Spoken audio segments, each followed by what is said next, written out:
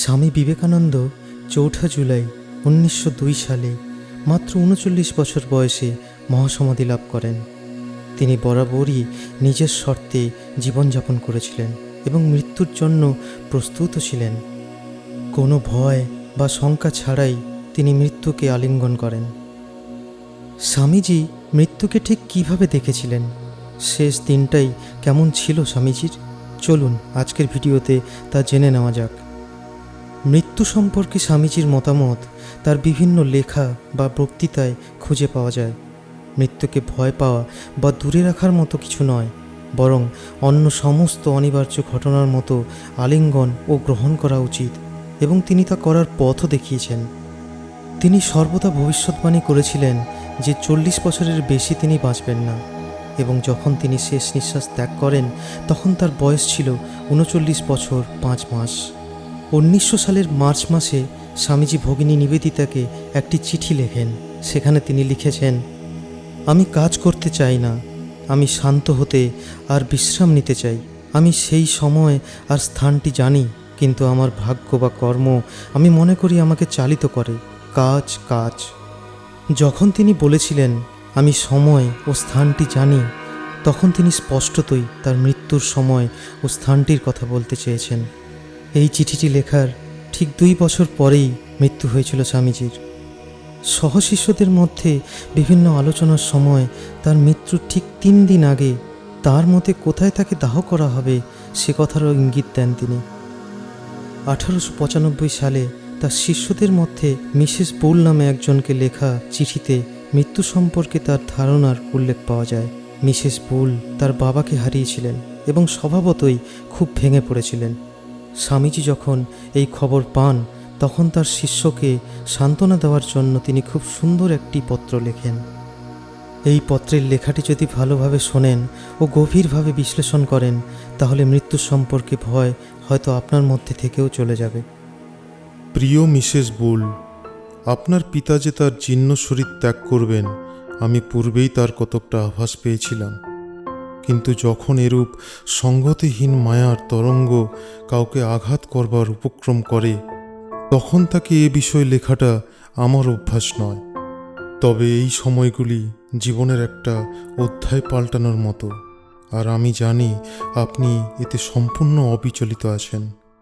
আসলে রহস্যটি হলো, আপনার পিতা যে জীর্ণ বস্ত্র পরিধান করেছিলেন তা ত্যাগ করেছেন এবং অনন্তকাল যেখানে ছিলেন সেখানেই অবস্থান করছেন। তিনি কি এই জগতে বা অন্য কোনো জগতে আর একটি এইরূপ বস্ত্র প্রস্তুত করে পরিধান করবেন? ভগবানের নিকট প্রার্থনা করছি, যে পর্যন্ত না পূর্ণ জ্ঞানের সাথে তিনি তা না করতে পারছেন, তাকে যেন আর তা না করতে হয়। প্রার্থনা করি কাউকে যেন তার নিজের পূর্ব কর্মের অদৃশ্য শক্তিতে পরিচালিত হয়ে ইচ্ছার বিরুদ্ধে কোথাও না যেতে হয়। প্রার্থনা করি সকলেই যেন মুক্ত হতে পারে, অর্থাৎ জানতে পারে যে আমরা মুক্ত। আর যদি বা স্বপ্ন দেখতে হয়, তবে তাদের সে স্বপ্ন যেন শান্তি ও আনন্দপূর্ণ হয়। ইতি বিবেকানন্দ। স্বামীজির শেষ দিনে তিনি তাড়াতাড়ি ঘুম থেকে উঠে ধ্যানের জন্য মন্দিরে যান। অন্যান্য দিনের তুলনায় তিনি তার ধ্যান সম্পূর্ণ করতে আরও সময় নেন। সকাল 11টায় ধ্যান শেষ করে তিনি বাইরে যান এবং শিষ্যদের মা কালীর পূজার আয়োজন করতে বলেন। দুপুরের খাবার পর তিনি সংস্কৃত ব্যাকরণের ওপর ৩ ঘন্টার ক্লাস নেন। সম্ভবত তিনি জানতেন যে এটি তার শিষ্যদের সাথে তার শেষ দিন। তিনি ক্লাসটিকে খুব আকর্ষণীয় এবং শিক্ষণীয় করে তোলেন, যেন তিনি একদিনের মধ্যে যা জানতেন তার সব কিছুই দিতে চান। সন্ধ্যায় স্বামীজি ক্লান্ত ও মানসিকভাবে অবসন্ন হয়ে তার ঘরে ফিরে আসেন। ঘণ্টাখানেক ধ্যানও করেন। তার ধ্যানের পরেই তিনি একটি অদ্ভুত শ্বাসরোধ অনুভব করতে থাকেন, যেন তার শ্বাস ভারী হয়ে উঠছিল। তিনি তার শিষ্যদের দরজা জানলা সমস্ত খুলে দিতে বলেন।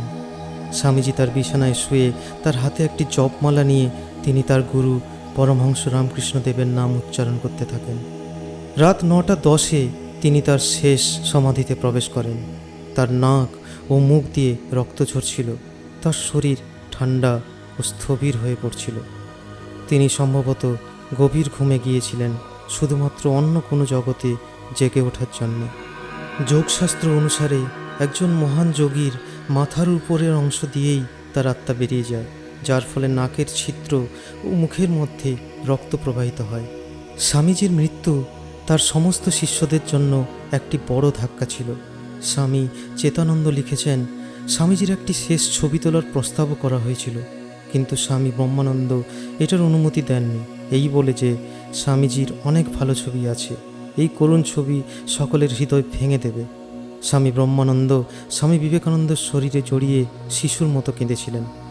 স্বামীজির শেষ কথা ছিল যে তিনি তার জীবনদশায় প্রচারিত বার্তাগুলির মাধ্যমেই তার মৃত্যুর পরেও তার ভক্তদের সাথে বেঁচে থাকবেন। আজকের ভিডিওটি কেমন লাগলো তা দয়া করে কমেন্ট করে জানাতে ভুলবেন না। পরের ভিডিওগুলির জন্য দয়া করে চ্যানেলটি সাবস্ক্রাইব করুন ও ভিডিওটি লাইক ও শেয়ার করুন।